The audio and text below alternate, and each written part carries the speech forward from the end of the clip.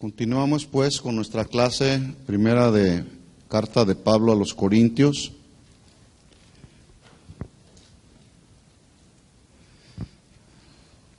El tema que vamos a tratar hoy es un tema relacionado con el ministerio y el hogar. El ministerio y el hogar. Y el título de este tema, o de este mensaje, mejor dicho, el título de este mensaje es La sujeción de la mujer en la iglesia de hoy. La sujeción de la mujer en la iglesia de hoy. Y esta es la primera de dos partes. Vamos a tratar de terminarlo en dos partes. Y vamos a estar estudiando Primera de Corintios capítulo 11, de los versículos 1 al 16.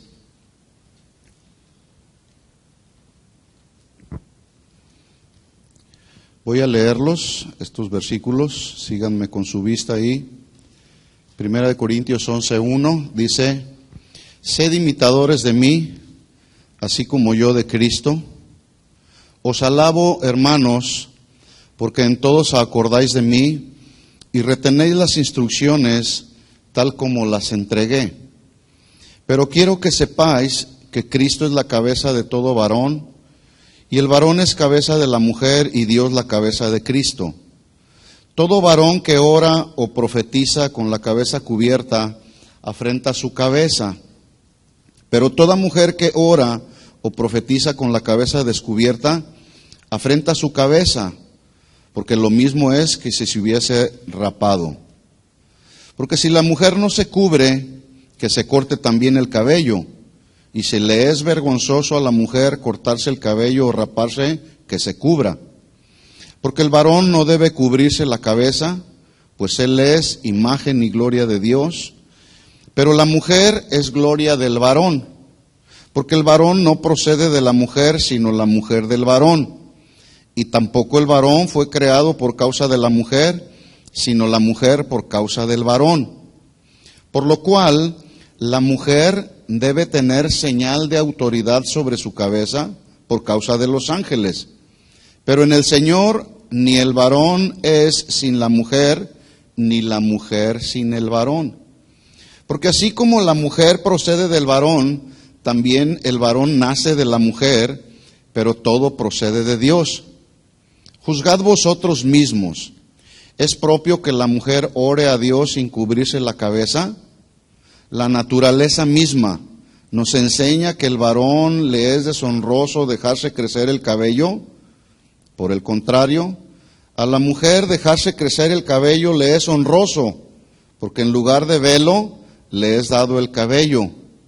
Con todo eso, si alguno quiere ser contencioso, nosotros no tenemos tal costumbre, ni las iglesias de Dios. Este es un tema muy interesante, ¿sí?, que necesitamos aprender. Si en algún momento Dios te da la oportunidad de tener una posición de autoridad en la iglesia, ya sea como pastor, como responsable de algún ministerio, este es un tema que necesitamos conocer todos. En el desarrollo de este tema, el cual es un tema muy extenso, por eso voy a tratar de darlo en dos partes, estaremos tratando de darle respuesta a las siguientes preguntas. 1, ¿debe la mujer de nuestra época usar velo como señal de sujeción? Buena pregunta, ¿verdad?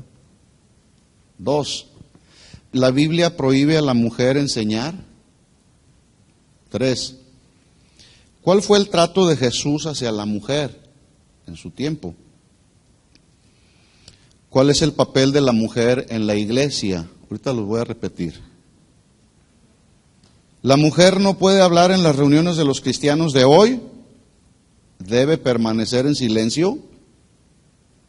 ¿Por qué la mujer fue y ha sido marginada en la iglesia? ¿Cuál es el papel de la mujer en la iglesia del siglo XXI? Bueno, estas preguntas vamos a tratar de darles respuesta. ¿Las repetimos? ¿Sí? Ok. 1. ¿Debe la mujer de nuestra época usar velo como señal de sujeción?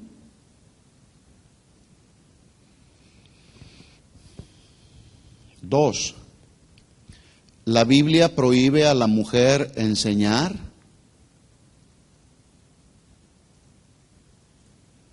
Tres, ¿cuál fue el trato de Jesús hacia la mujer?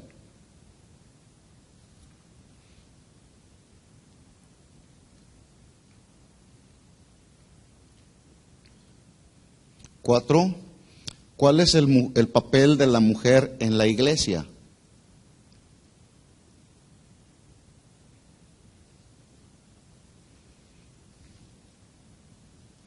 Cinco, ¿la mujer no puede hablar en las reuniones de los cristianos de hoy? ¿Debe permanecer en silencio?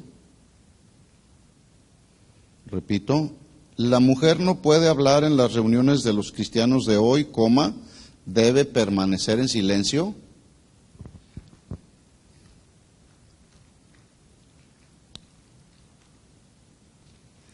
Siguiente pregunta, ¿por qué la mujer fue y ha sido marginada en la iglesia? Y la última pregunta, ¿cuál es el papel de la mujer en la iglesia del siglo XXI? Quiero hacer aquí una nota importante. Con este estudio que vamos a dar en estas dos partes, no pretendemos imponer ningún criterio personal y en ese sentido establecer una doctrina universal que todos deben de seguir.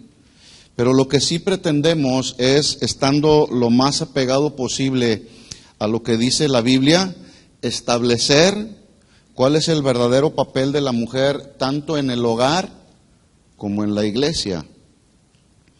El papel de la mujer en la iglesia y en la sociedad se ha convertido hoy por hoy como en un campo de batalla en los últimos tiempos.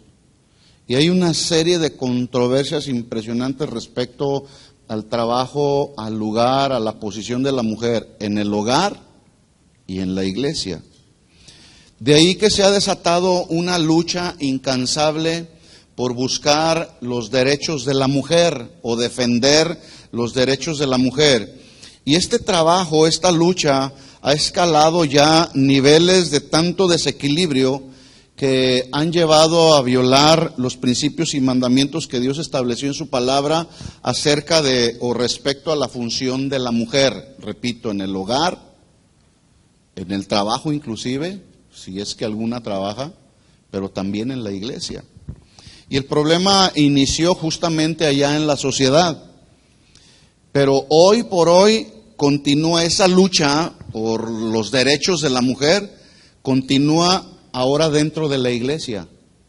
Ya tratamos un tema por ahí en alguno de los capítulos de Corintios acerca de los derechos de la mujer, cómo el día de hoy en la sociedad y en el cristianismo ha seguido esta lucha, que incluso algunas mujeres propusieron ahí redefinir la Biblia o reescribir la Biblia, obviamente desde un concepto meramente femenino.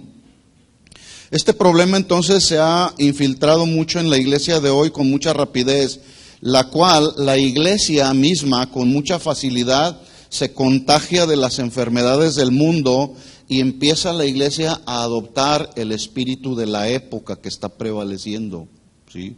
Nos damos cuenta que cada época trae cada vez más situaciones difíciles que luego de repente se meten ya a la iglesia, ¿verdad? Pero el problema no es que se metan a la iglesia, el problema es que los ministros dejan que todos sus conceptos y filosofías y patrones de conducta se metan a la iglesia, suponiendo que es por la razón porque el mundo así lo está haciendo. Los cristianos debemos entender que nuestros parámetros de conducta de vida están claramente establecidos en la Biblia, no en el mundo, no en los conceptos del mundo, ¿sí? Es lamentable mencionar que hoy hay ministros, predicadores, maestros de la Biblia, aún escritores, que en nombre del cristianismo han estado intentando redefinir o alterar el orden que Dios estableció para el buen funcionamiento de la familia, obviamente imponiendo las normas y conductas y patrones de vida o de pensamiento del mundo. Es que el mundo así lo hace. Es que en el mundo la psicología dice que la familia debe de mantenerse de esta manera. Los resultados los vemos a la orden del día. Los hijos ya no se quieren someter a los padres. Los padres se la viven trabajando horas y horas y horas. Salen desde en la mañana, 6, 7 de la mañana, no regresan hasta las 12, 1 de la mañana. ¿Y la familia? Bien, gracias. ¿Todo por qué? Supuestamente por tener un mejor nivel de vida, materialmente hablando. Entonces, en función a ese buscar ese mejor nivel de vida, se está sacrificando la familia. Ese no es el orden de Dios. La Biblia dice que hay tiempo para todo. Hay tiempo para trabajar, hay tiempo para estar con la familia, hay tiempo para reír, hay tiempo para comer, hay tiempo para todo. ¿Sí? Entonces hay un desequilibrio el día de hoy que ha llevado a la desintegración de la familia cristiana. ¿Sí? El día de hoy hay quienes han intentado hacer creer que tanto Pablo como Pedro y algunos otros escritores de la Biblia añadieron algunas de sus propias opiniones, es decir, opiniones personales que van en contra de la voluntad de Dios, o que los apóstoles escritores de la Biblia enseñaron en base a las costumbres culturales de su tiempo, o en lugar de escribir y establecer las normas y mandamientos que Dios les dio por revelación divina, dicen algunos que los escritores de la Biblia empezaron a establecer sus pensamientos o los pensamientos que prevalecían en su tiempo, como en el tiempo de Pablo, de Pedro, ¿verdad? En lugar de escribir lo que Dios divinamente les había revelado, dicen algunos. Este es el pensamiento de algunos. La iglesia de los Corintios encaraba una situación muy similar a lo que enfrentamos hoy respecto a la función tanto del hombre como de la mujer en el hogar y en la iglesia. Había un problema ahí, ¿verdad? En algún tiempo los creyentes de Corintio le escribieron a Pablo y le dijeron: Pablo, necesitamos que nos enseñes el orden que Dios estableció para la mujer, para el varón, dentro del hogar, dentro de la iglesia. Ustedes pueden leer ahí el capítulo 7, los primeros versículos, habla acerca de, dice Pablo ahí, por la multitud de las fornicaciones, le es bueno al hombre cumplir con su deber conyugal y a la mujer también cumplir con su deber conyugal. Y establece Pablo en el capítulo 7 ya un orden, ¿sí?, a petición justamente de los corintios, porque empezaban toda esta ola de desequilibrio y pensamientos mundanos a meterse a la iglesia. Y Pablo estaba contento de que los creyentes buscaran justamente la revelación de Dios acerca de este y otros asuntos, con el fin de mantenerse en la sana doctrina. Entonces Pablo decía: está bien, y les escribe enseñándoles. Toda esta carta trae doctrina, pero también trae mucha enseñanza de la vida cristiana. Así que Pablo en este capítulo 11 inicia con una afirmación que para mí me parece muy desafiante. Capítulo 11, versículo 1. Así es como inicia Pablo todo este capítulo 11, que obviamente tiene su conexión con el capítulo 10, ¿verdad? Pero dice Pablo en el versículo 1: sed imitadores de mí como yo de Cristo. Hoy hay muchos imitadores de todo tipo de personajes y celebridades, no solamente allá en el mundo. Es más, los imitadores seculares ganan buen dinero por causa de sus imitaciones, ¿verdad? Pero ese concepto de imitación de personajes del mundo o celebridades también funciona en la iglesia. Se metió la iglesia. Hay predicadores, hay ministros, hay líderes de alabanza que son buenos imitadores, pero hasta ahí. No son adoradores, son buenos imitadores. Imitan. Una ocasión, alguien me regaló, en aquel tiempo era un cassette, ¿sí? Y era un cantante cristiano que imitaba muy bien a Luis Miguel. Todos sus cantos eran con letra cristiana, ¿verdad? Y era sorprendente, impresionante la claridad de voz que tenía relacionada con la voz de Luis Miguel. Y yo dije, qué impresionante imitador es este hombre, ¿verdad? Y un día entonces yo le dije a alguien, bromeando así, le dije a un hermano, le digo, ¿qué crees? Que Luis Miguel ya se convirtió, ya es cristiano. No, no puede ser, no hombre, ese hombre no, no, sí, ya se convirtió, mira, aquí está el cassette, se lo pongo, gloria a Dios, dice, qué bueno que es. No te confundas, es un imitador solamente, ¿verdad? Pero déjenme decirles que el apóstol Pablo verdaderamente se convirtió en un buen y gran imitador, nada más y nada menos que del Hijo de Dios. Pero se convirtió en un imitador en la cuestión del carácter, en la cuestión de la conducta, en la cuestión de la enseñanza. Y Pablo afirmó esta verdad, pero la afirmó con autoridad, pero también con humildad, sin ningún rasgo de soberbia. O sea, Pablo no estaba diciendo, mírenme a mí así, pero con el cuello bien levantado, sean imitadores de mí, bola de pecadores. Hoy hay ministros que son tan soberbios, ¿sí? que minimizan el carácter humilde de la gente, ¿verdad? Entonces Pablo, con mucha autoridad, pero también con humildad y sin ningún rasgo de soberbia, él dijo con autoridad, dijo, sean imitadores de mí, como yo soy imitador de Jesús. Bueno, debido a que todos los creyentes somos imperfectos, ¿ya sabían eso? ¿O hay algún perfecto o perfecta aquí? Todos somos imperfectos.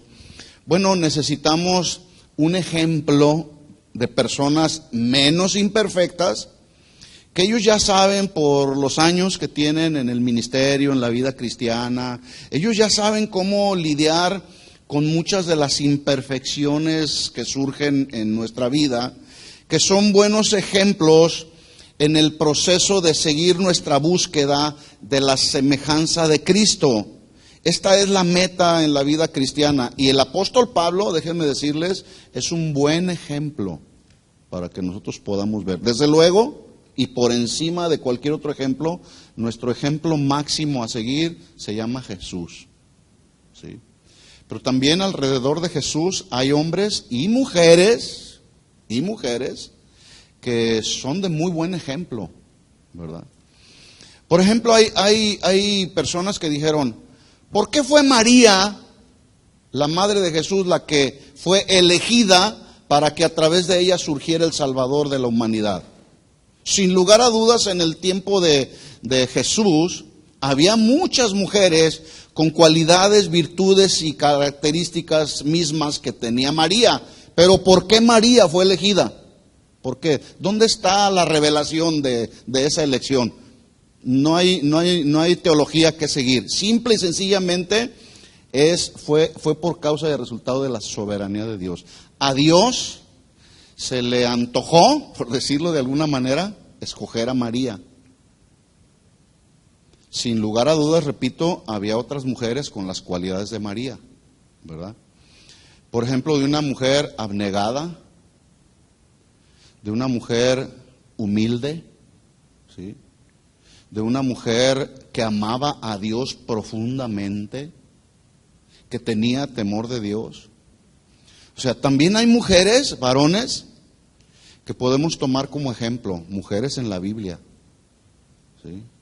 Entonces, no solamente los varones, ¿verdad? Entonces, por eso es que este tema es de mucha importancia, porque todavía en nuestros días existen esos rasgos de machismo en la vida de muchos cristianos varones, ¿sí? No, tú mujer, tú no tienes voz ni voto. No, ¿cómo no? ¿Cómo no? La mujer tiene un papel importante que desarrollar en el hogar y en la iglesia, ¿sí o no, mujeres? La mujer es la dadora de la vida, ¿verdad? Y esto pues obviamente hay varones que no les gusta escuchar. ¿Por qué? Justamente por todavía esos rasgos que traemos así de autosuficiencia, de pensar que nosotros somos los mejores, ¿verdad? Pero yo les voy a decir una cosa, mis hermanos. Nosotros como varones, y esto lo he dicho en otras ocasiones cuando tenemos reuniones de matrimonios, los varones no la hacemos sin la mujer. No la hacemos. ¿Verdad que no, mujeres? No la hacemos. Por ejemplo, la familia no puede desarrollarse, crearse, funcionar sin la mujer. No puede haber familia, no puede haber procreación o descendencia sin la mujer. Aunque el concepto del mundo el día de hoy está torcido. Vamos a formar la familia. Y los que se juntan ahí, viven, que tienen relación con personas del mismo sexo, dicen, vamos a crear y a formar nuestra familia. Adoptan. Aquí está nuestra familia. Pero ese no es el principio, el diseño de Dios. Así no se forma la familia. La familia se forma a través de la relación sexual entre un hombre y una mujer. Ese es el diseño de Dios. Que otros han querido manejarlo de otra manera, esos son asuntos del mundo. Entonces nosotros como varones no la hacemos sin la mujer. Estamos claros en esto. Pero también las mujeres no la hacen sin el varón. Es un complemento. Somos un complemento, ¿verdad? Entonces, en ese desarrollo de nuestra vida cristiana tenemos muchos ejemplos que seguir. Hombres y mujeres de la Biblia que Dios usó. Dice Pablo entonces en 1 Corintios 11:2, les alabo, hermanos, porque en todo se acuerdan de mí. Qué bueno que me recuerdan. Por allá anda el hermano Pablo, ¿verdad? Vamos a consultar al hermano Pablo. Estamos con un problema aquí en la iglesia. Pablo es nuestra autoridad. Ahora, esto que yo voy a estar hablando, enseñando, aplica no solamente al hogar, pero también aplica, porque es un asunto de autoridad y sujeción, ¿sí? Aplica en los asuntos del ministerio. Y ahorita hay mucho desorden en el ministerio. Cada quien quiere servir a Dios como mejor le place. No quieren tener autoridad. Hay pastores que no quieren tener una cobertura porque no le quieren rendir cuentas a nadie. Prefieren trabajar, ministerialmente hablando, prefieren trabajar como los llaneros solitarios. Y así no funciona. Siempre en toda la Biblia está registrado un orden que Dios estableció, autoridad, quiénes hay autoridad y quiénes nos debemos de someter. En la familia igual. Les recomiendo que escuchen la enseñanza que di el miércoles, que hablé justamente de la autoridad y la sumisión. ¿Sí? Ahí en Colosenses capítulo 3, Pablo traza cabalmente la función tanto del varón como de la mujer, pero también la función de los hijos en el hogar, ¿verdad? Entonces dice Pablo ahí, les alabo, hermanos, porque en todo se acuerdan de mí y retienen las instrucciones tal como yo se las entregué. Aquí las instrucciones habla de todo aquello que se nos ha sido transmitido mediante diferentes enseñanzas. Eso es una instrucción.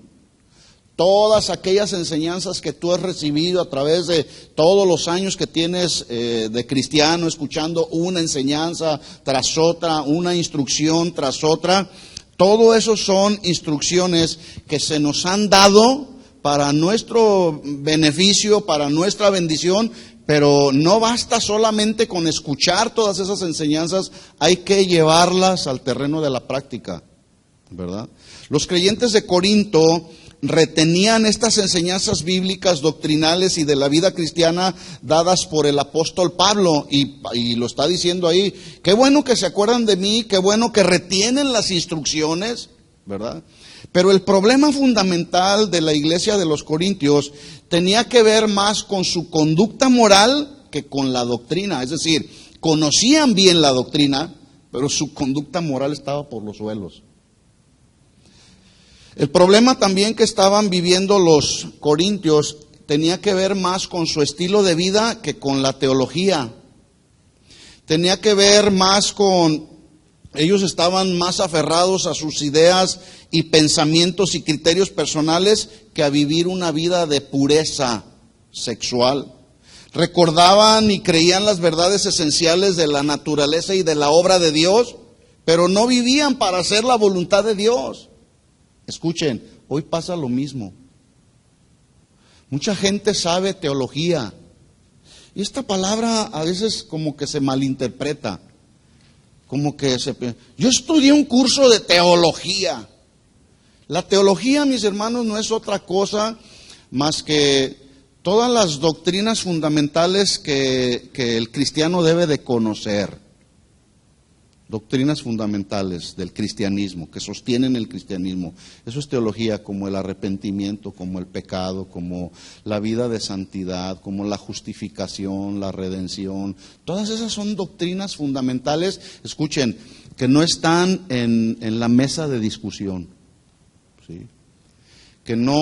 Y todas esas son esenciales, doctrinas esenciales del cristianismo. ¿Sí? Entonces, el problema de los corintios es que no era que no conocían la teología, no era que no habían sido enseñados, habían sido enseñados nada más y nada menos que por el apóstol Pablo, un hombre que sabía enseñar, un maestro, ¿sí? El problema de ellos era su conducta moral, todos los asuntos que tenían que ver con la vida práctica, de la vida diaria, y eso pasa hoy. Muchos conocen mucha teología, conocen todas las doctrinas fundamentales, pero no viven lo que conocen, o no vivimos lo que conocemos. ¿Sí? Por tal motivo, entonces, Pablo los elogia por sus puntos fuertes, pero busca corregirles en sus puntos débiles. En este caso, ellos no estaban entendiendo cuál era el papel del varón y la mujer en el hogar, en la iglesia, y les escribe precisamente acerca del verdadero significado del principio de autoridad y sujeción. Autoridad y sujeción. Dice 1 Corintios 11:3. Pero quiero que sepan que Cristo es la cabeza de todo varón. Y el varón es cabeza de la mujer y Dios la cabeza de Cristo. ¿Por qué el varón es la cabeza de la mujer? Pregunto, ¿por qué? Porque Dios quiso. Así lo quiso Dios, ¿verdad? 4. Todo varón que ora o profetiza con la cabeza cubierta afrenta su cabeza. Pero toda mujer que ora o profetiza con la cabeza descubierta afrenta su cabeza, porque lo mismo es que si se hubiese rapado. Los creyentes de Corinto en ese tiempo habían caído en un abuso de su libertad cristiana en relación con las mujeres en el culto público, es decir, cuando se reunían las mujeres a alabar, a servir al Señor, a adorar a Dios, a celebrar la cena del Señor, había todo un desorden que se generó ahí en la iglesia de los Corintios. Y todo este desorden, había hermanos piadosos que sabían el orden de Dios, pero no podían hacer mucho. Tuvieron que escribirle al apóstol Pablo para que él, con su autoridad apostólica, estableciera el orden dentro de la iglesia. ¿Sí? Y vamos a ver a continuación la verdad acerca del uso del velo. La verdad acerca del uso del velo. Este es un tema que vamos a tratar el día de hoy. Y vamos a tratar de darle respuesta a la primera pregunta que hice. ¿Debe la mujer de nuestra época usar velo como señal de sujeción? Porque es posible que algunos de los que están aquí vengan de algún ministerio donde les dijeron, no puedes entrar si no traes tu velo.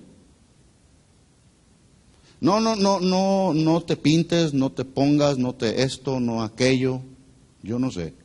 Pero aquí en estos versículos vamos a tratar de descubrir cuál es justamente la verdad esencial del uso del velo, ¿verdad? Entonces, dice Pablo ahí, 1 Corintios 11:4. Bueno, vamos a tratar a ver qué opinan ustedes. ¿Debe la mujer de nuestra época, todas las mujeres que están aquí, deben usar el velo? ¿Sí o no? ¿Por qué no traes tu velo? Bueno, debemos entender por qué hay algunas mujeres en algunos otros ministerios que traen el velo. ¿Una qué? ¿Doctrina bíblica? No. ¿Por qué? Hay una mala interpretación, ¿verdad? Bueno, acuérdense, este tema habla de la sujeción de la mujer en la iglesia de hoy, ¿sí? En nuestro contexto. Dice Pablo entonces, 1 Corintios 11:4, todo varón que ora o profetiza con la cabeza cubierta afrenta, o sea, avergüenza o deshonra su cabeza. Pero toda mujer que ora o profetiza con la cabeza descubierta afrenta su cabeza, deshonra o avergüenza su cabeza, porque lo mismo es que si se hubiese rapado. Ahora, este es un tema que ha causado o ha sido motivo de tanta controversia, y por motivos de tanta controversia acerca del uso o no del velo, las iglesias se han dividido. ¿Sí? Justamente debido a la falta de entendimiento que se ha generado con respecto a si la mujer debe de usar el velo cuando sirve al Señor en la obra de Dios o cuando se celebra la Santa Cena. No hay que ponernos el velo. Ahora, el punto crucial que muchos no han logrado entender es que el uso del velo es una cuestión de carácter meramente local. Pero, local refiriéndome a que es un asunto que era propio solamente de la iglesia de los Corintios. ¿Sí? ¿Perdón? Era cultural, local. ¿Sí? Es una cuestión de carácter meramente local. ¿Sí? Pero además no solamente tiene que ver con la iglesia local de Corinto. El problema que hoy ha surgido es que en muchas congregaciones, incluso congregaciones de casa de oración, que las personas quieren llegar y ver Casa de Oración Guadalajara, así como es. Incluso llegan a una casa de oración y luego la gente, esto aunque parezca chistoso, de pronto la gente llega a Casa de Oración Fontana y lo dicen, ¿dónde está Chuy Olivares? Chuy Olivares está en Guadalajara. Él es el pastor de allá, ¿verdad? Mucho cuidado con la idolatría, ya lo vimos la semana pasada, ¿verdad? Bueno, debemos entender que aún los ministerios de casa de oración son como la familia. Cada familia es diferente. Mi familia es muy diferente a tu familia. Mi familia es diferente a la tuya. Yo tengo 3 hijos, pero ya mis hijos son jóvenes. A lo mejor tú tienes otros 3, pero son pequeños. Y son contextos diferentes. Los principios de la Biblia, esos son inalterables, esos no cambian. ¿Sí? El método de cómo educar a los hijos, cómo enseñarlos, hay principios en la Biblia, pero se usan métodos diferentes. ¿Sí? Allá en México usamos la vara, pero si aquí quieres usar la vara, los hijos te demandan. Es más, una vez andaba, no hace mucho, ahora que tenemos nuestro nieto, andábamos mi esposo y yo buscando en una librería cristiana, porque allá en las librerías cristianas te venden la varita, ¿verdad? Con Proverbios 29:15, ¿verdad? Y aquí andábamos buscando una varita y no la encontramos en ninguna librería cristiana. ¿Qué es eso?, preguntaron. No, pues yo les decía, pues ahí Proverbios 29:15 dice esto, la vara, y no la conocemos aquí. ¿Sí?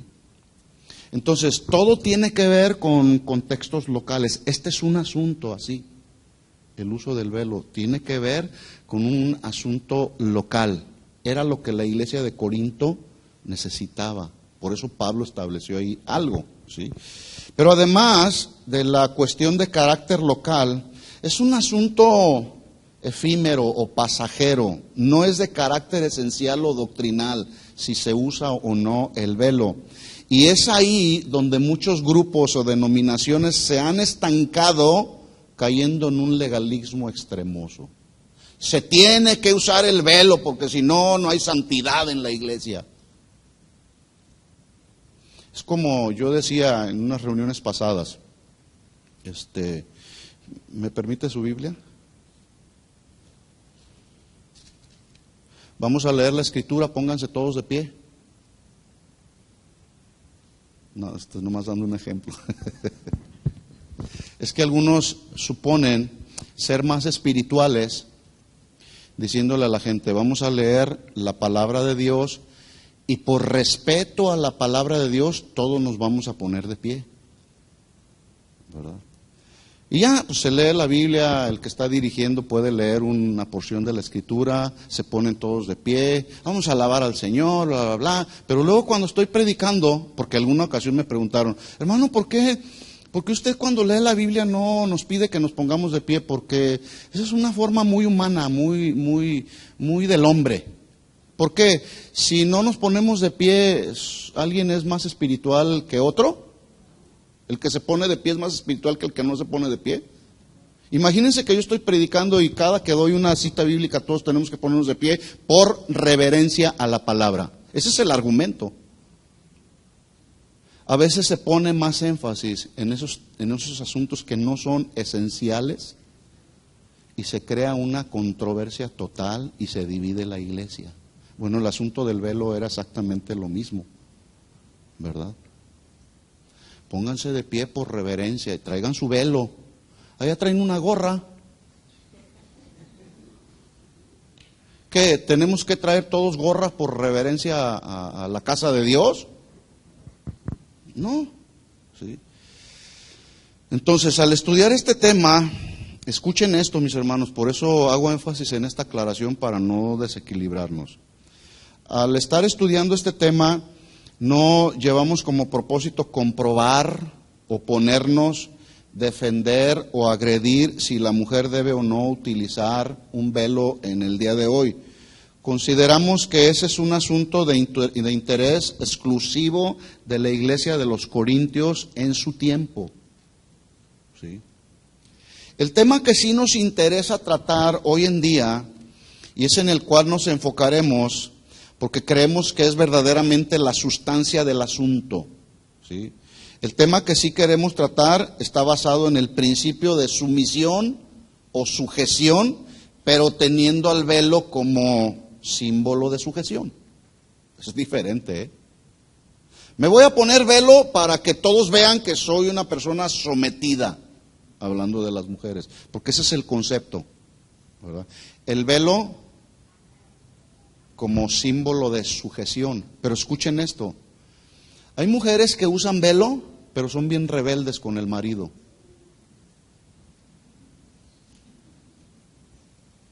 Hay mujeres que usan su velo, pero tienen la lengua bien larga, porque hablan hasta por los codos. O sea, de esas no hay aquí, aclaro. Hay mujeres que usan velo y profetizan, pero viven dobles vidas. Lo tengo comprobado, sé de lo que les estoy hablando. ¿Sí? Entonces, realmente, ¿cuál es el verdadero significado del uso del velo? Bueno, nos vamos a enfocar en este tema justamente en ese principio, sumisión o sujeción, pero teniendo al velo como el símbolo de sujeción, símbolo, subrayen esa palabra, símbolo. En el Medio Oriente, tanto la mujer cristiana como la no cristiana utilizaban el velo, todavía en algunos países utilizan el velo.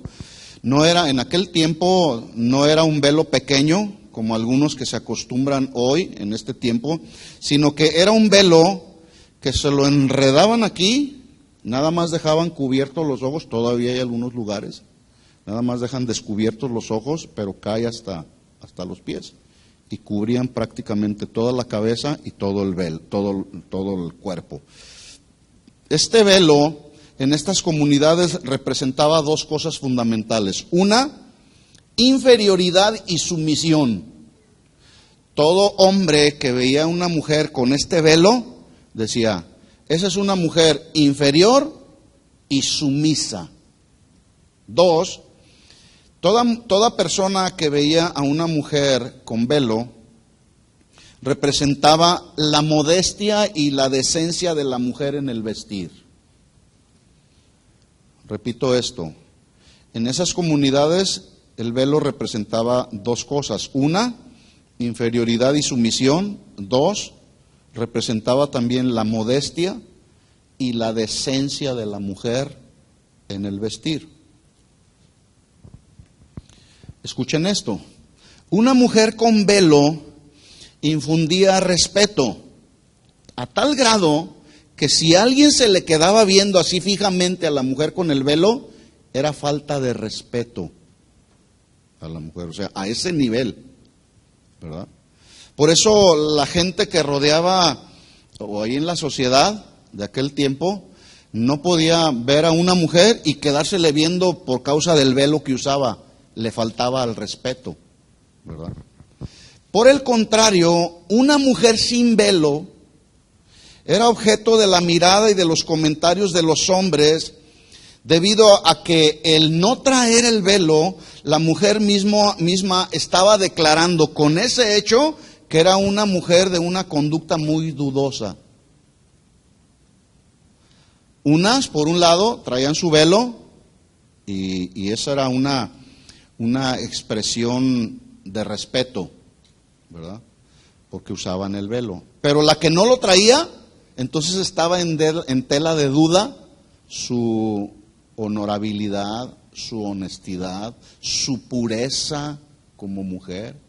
Escuchen bien esto, aquí está el punto, Aquí está el punto que nos interesa tratar. Hoy ya las mujeres no traen velo, ¿sí?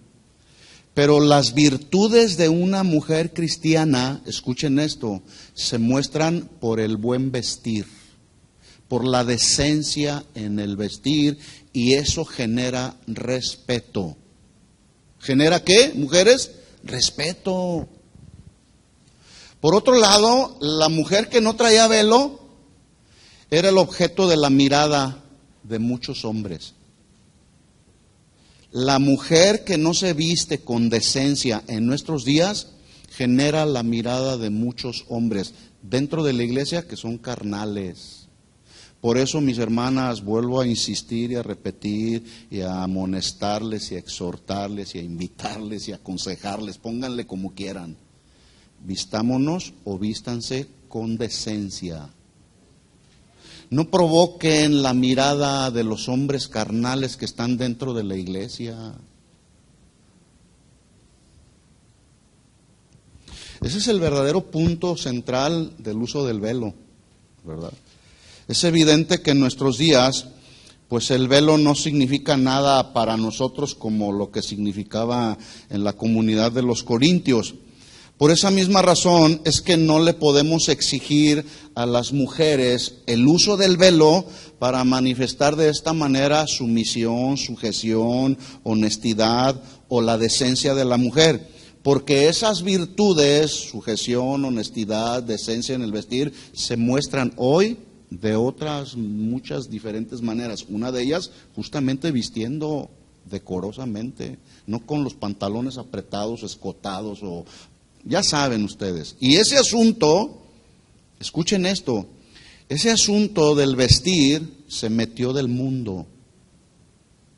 El mundo así se viste. Es impresionante. Usted va a las plazas, a los restaurantes, usted está en los aeropuertos y hay una indecencia en la vida de muchas mujeres casadas que se visten de una manera tan desordenada. Por eso hay tanto adulterio, por eso hay tanta fornicación, por eso hay tantos desórdenes en los asuntos de la sexualidad. Porque se generan principalmente en mujeres que no les cae, como decimos en México, no les cae el 20. Es que no encuentro mi talla. Pues búscala. Busca tu talla. Es que ¿saben para qué surgió el oficio de las costureras? Para hacer ese tipo de arreglos. Para mí la verdad es muy penoso cuando veo hermanas, entre comillas aquí, que una y otra, a pesar de que se les anima y se les exhorta, no les cae el 20. A mí es muy penoso eso, para mi esposa también. Y luego peor aún, en buena onda así va uno, hermana, por favor, vístete adecuado. Se molestan. No sea legalista. ¿Que no sabe qué es la moda? Sí, pero el hecho de que sea la moda no significa que es correcto.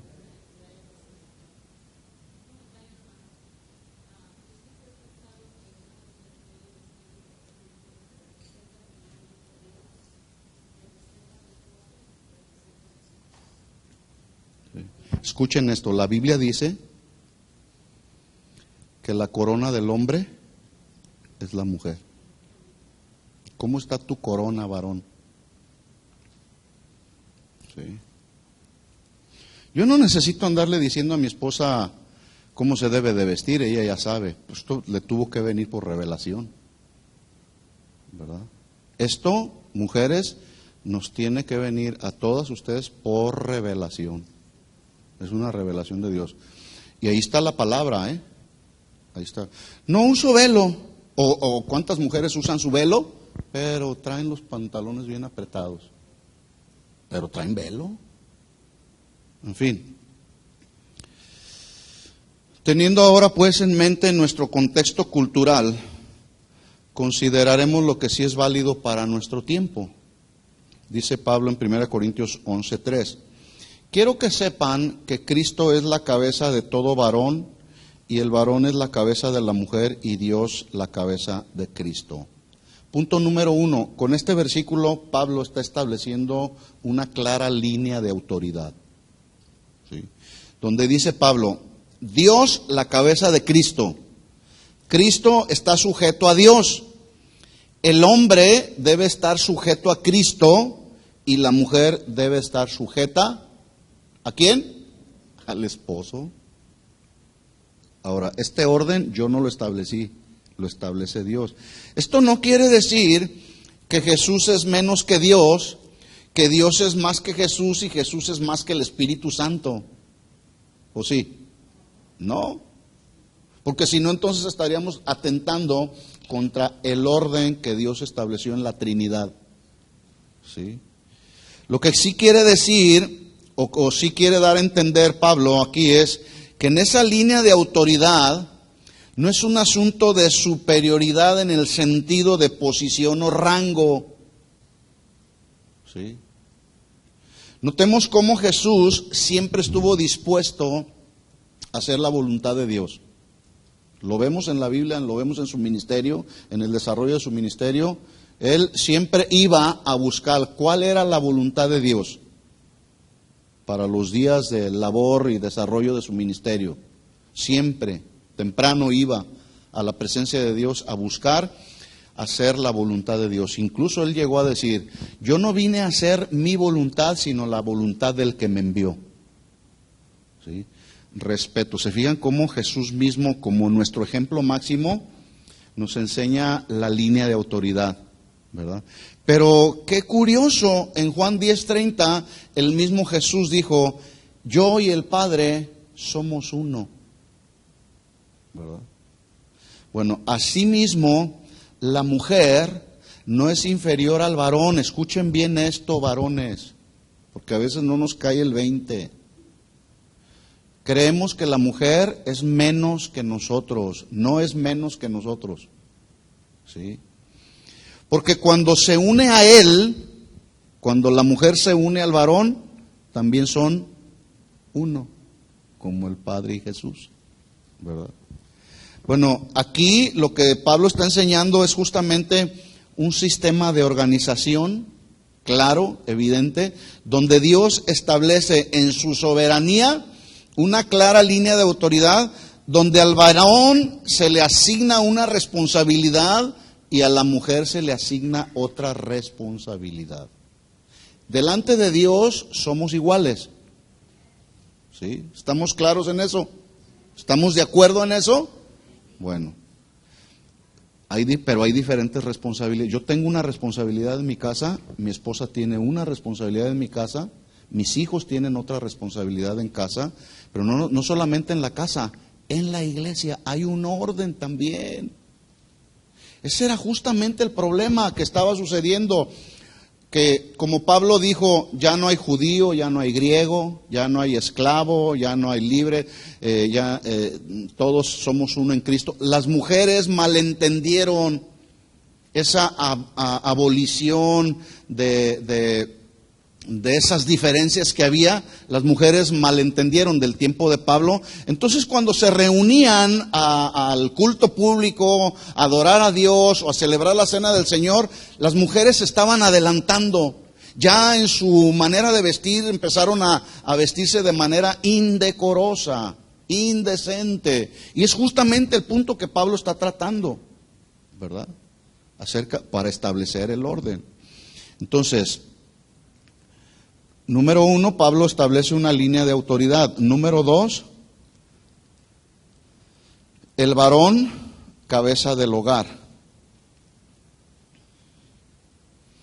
Un hombre, un varón, mis hermanos, no puede desempeñar el papel de cabeza a menos que él permita también que Jesús sea su cabeza.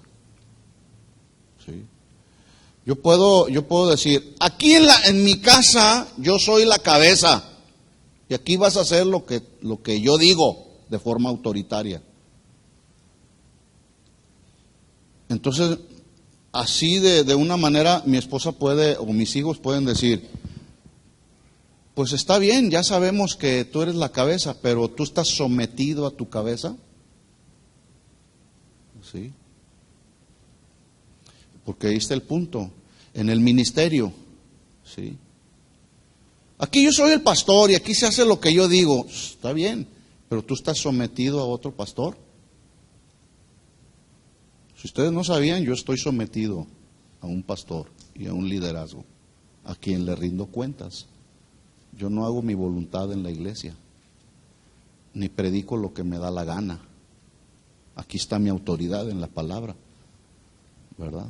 ¿Se fijan cómo este principio de autoridad y sujeción funciona en el hogar? En tu trabajo, los que trabajan, ¿sí? También hay que estar sometidos, si no, te corren. No puedes llegar a la hora que te da tu gana. Si te dicen el horario de entrada es a las 7, ¿a qué horas tienes que entrar?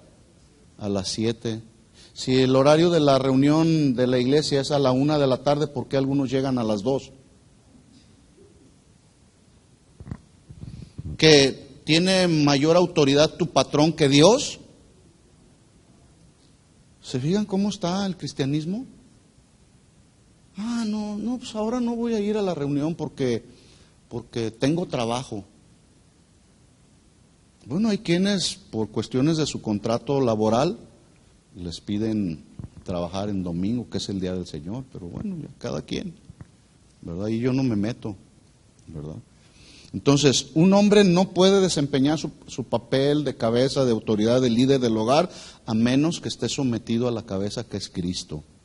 De esa manera, todo cuanto haga, lo hará primero, reconociendo a Jesús como su máxima autoridad en la familia y en la iglesia. Muchos a veces reclamamos el respeto a la autoridad, pero nosotros no queremos respetar nuestra autoridad. Así no funciona. El miércoles yo les decía, ¿qué tan válida es la expresión, yo a quien sirvo y a quien me someto es a Dios? Porque dice Pablo, todo lo que hagáis, hacedlo como para el Señor. ¿Sí? Como para el Señor, esta expresión como para el Señor significa reconociendo que el Señor es mi máxima autoridad. Entonces, todo lo que voy a hacer, sea en mi casa, sea en la iglesia, sea en tu trabajo, lo voy a hacer como para el Señor o reconociendo que el Señor es mi máxima autoridad y lo voy a respetar. Entonces, luego surge este argumento donde dicen, yo a quien sirvo y a quien me someto es al Señor y no a los hombres. ¿Qué tan válida es esa expresión o qué tan real y verdadera es esa expresión? Hay que someternos al Señor, ¿verdad? Eso es claro. Pero también hay que someternos a las autoridades que Dios ha establecido en tu trabajo, en el hogar y en la iglesia. Porque es un asunto de orden. ¿Sí estamos entendiendo el principio de autoridad y sujeción? ¿Sí? Si el esposo tiene siempre presente su lugar de sujeción en relación a considerar a Jesús como su máxima autoridad, escuchen esto, varones, difícilmente un varón que reconoce a Jesús como su autoridad abusará de su autoridad para con su relación con la esposa. Yo reconozco que Él es mi autoridad, su palabra me enseña que a la mujer la debo de tratar como a vaso frágil, porque a veces somos bien rasposos. Bueno, escuchen el mensaje del miércoles, ahí está. Porque Pablo dice, varones, amen a sus mujeres y no seáis ásperos con ellas. Áspero es rasposo, ¿verdad? No debemos ser ásperos con la mujer, ¿verdad que no, mujeres? Tampoco ustedes deben de ser ásperas. Porque hay mujeres ásperas, raspositas, tremendas mujeres. ¿Sí o no, varones?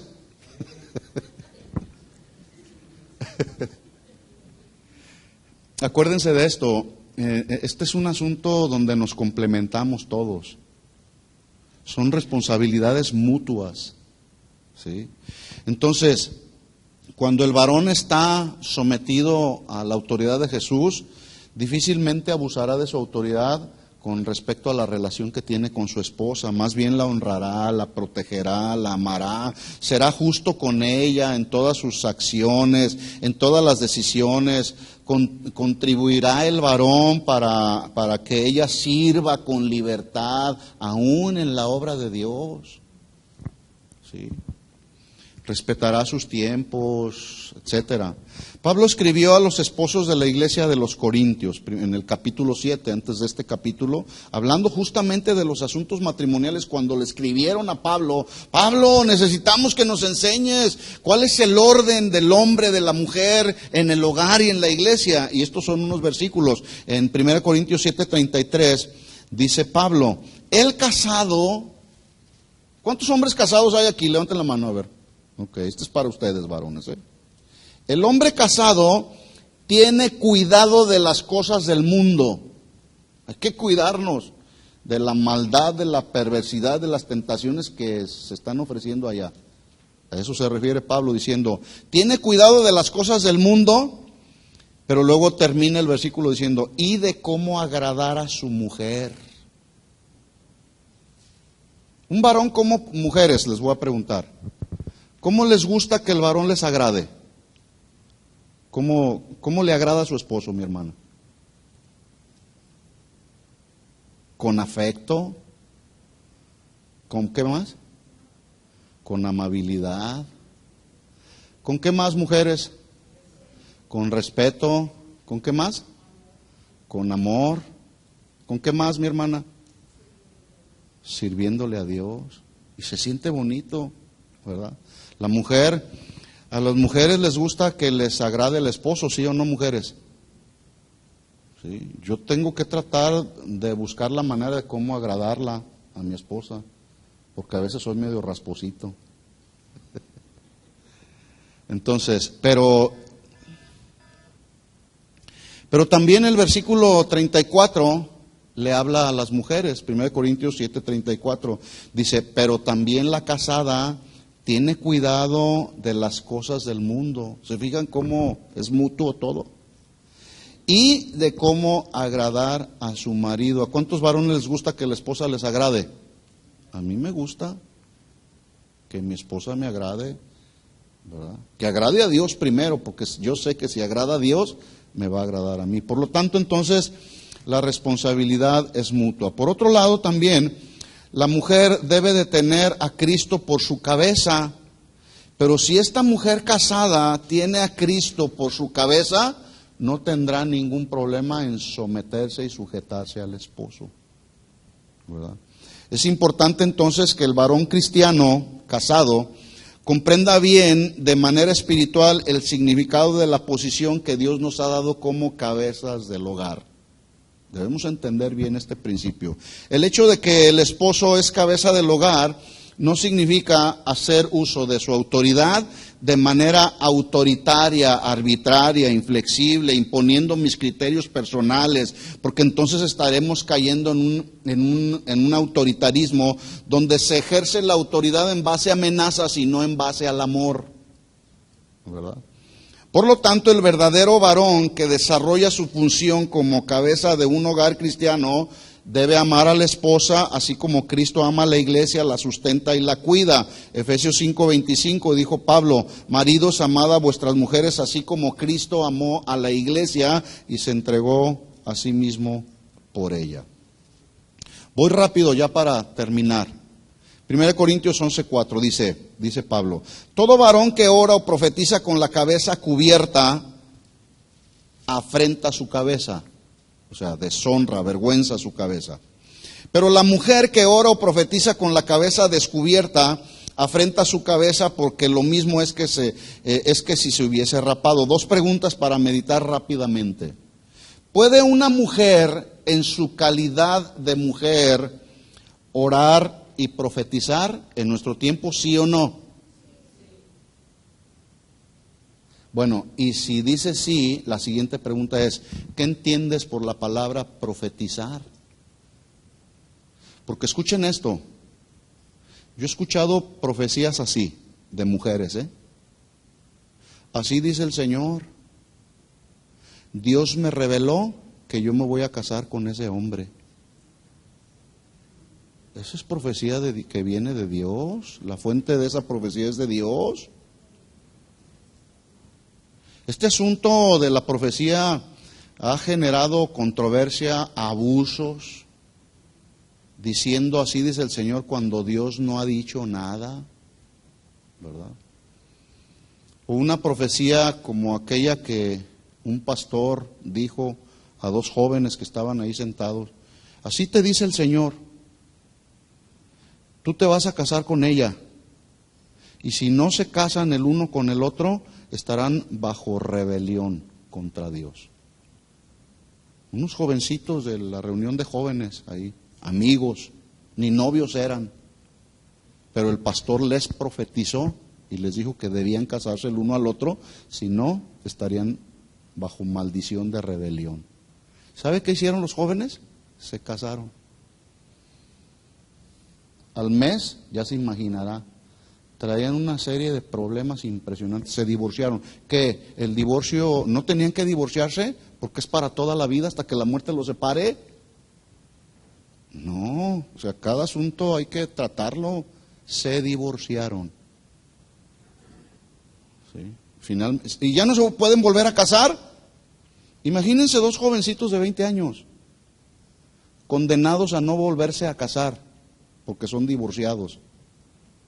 Porque el que se divorcia, quédese sin casar, dijo Pablo, ¿verdad? ¿Se imaginan a dos jovencitos de 20 años sin casarse para toda la vida? Se van a andar quemando.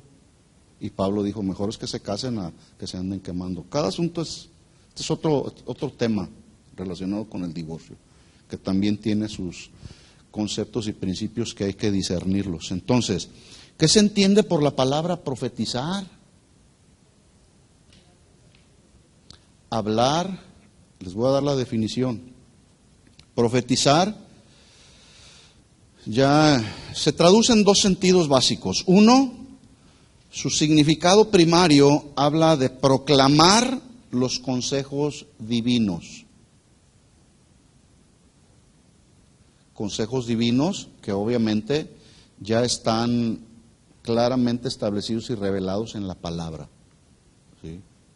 Por ejemplo, yo ahorita en esta enseñanza estrictamente ubicada en la Biblia, ¿será una palabra profética lo que yo estoy hablando? Sí, la palabra de Dios cuando es predicada es profética.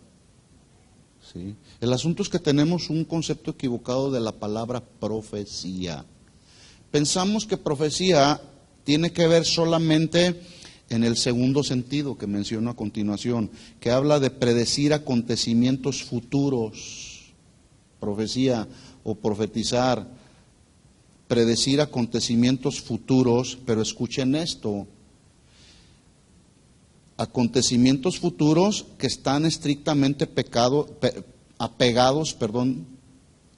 acontecimientos futuros que están estrictamente apegados a lo que ya está revelado en la palabra de Dios, es decir, no hay nuevas revelaciones proféticas.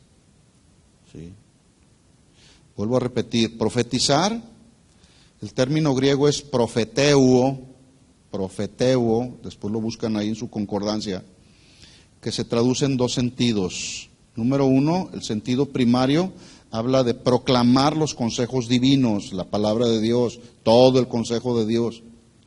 Dos, habla de predecir acontecimientos futuros, pero estrictamente apegados a lo que ya está revelado en la palabra de Dios. No hay nuevas revelaciones proféticas. Les traigo la última y más grande revelación del siglo XXI.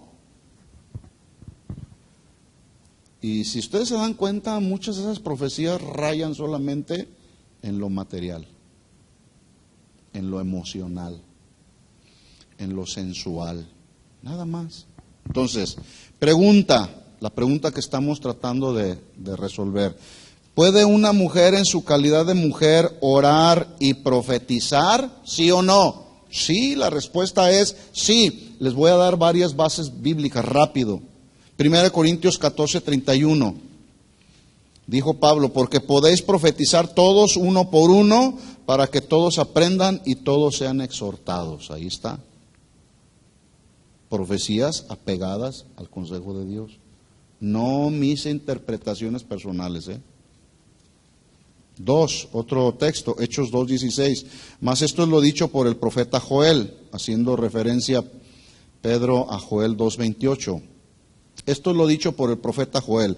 En los postreros días, dice Dios, derramaré de mi espíritu sobre toda carne, y vuestros hijos y vuestras hijas profetizarán. Vuestros jóvenes verán visiones, vuestros ancianos soñarán sueños. De cierto, sobre mis siervos y sobre mis siervas, en aquellos días derramaré de mi espíritu y profetizarán. Hechos 21:8. Al otro día, saliendo Pablo y los que con él estaban, fuimos a Cesarea, y entrando en casa de Felipe el evangelista, que era uno de los 7, posamos con él. Este tenía 4 hijas doncellas que profetizaban. Así que en este contexto que nos ocupa, profetizar se refiere a la proclamación del evangelio, que era una acción que sobresalía entre las mujeres cristianas del tiempo de Cristo y del tiempo de Pablo. Y este fue justamente un ministerio sobresaliente en el tiempo de Cristo y en el tiempo de Pablo. ¿Sí? Las mujeres profetizaban, las mujeres oraban, pero lo hacían en orden. Pero algunas otras lo estaban haciendo en desorden. ¿Sí? Uno de los ejemplos clásicos de mujeres que profetizan, que proclaman el evangelio, es la mujer samaritana. Juan 4:39. Jesús habla con ella en el pozo de Jacob. Ella recibe la revelación de Jesús. Sale ella, se fue y anuncia, da testimonio de lo que Jesús había hecho con ella, y muchos creyeron el mensaje de buenas nuevas de salvación. ¿Debe usar la mujer de nuestros días, de nuestra época, el velo? ¿Sí o no? No.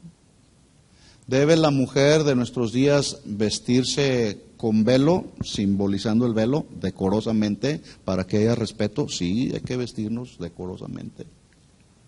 ¿Entendimos la clase? Bueno, la semana que entra seguimos y le vamos a dar otra respuesta a las otras preguntas. ¿Puede la mujer enseñar en la iglesia? ¿Cuál es el papel de la mujer de hoy, la mujer en el siglo XXI? Ya lo veremos la próxima semana, no falten, ¿de acuerdo? Ok, que Dios les bendiga.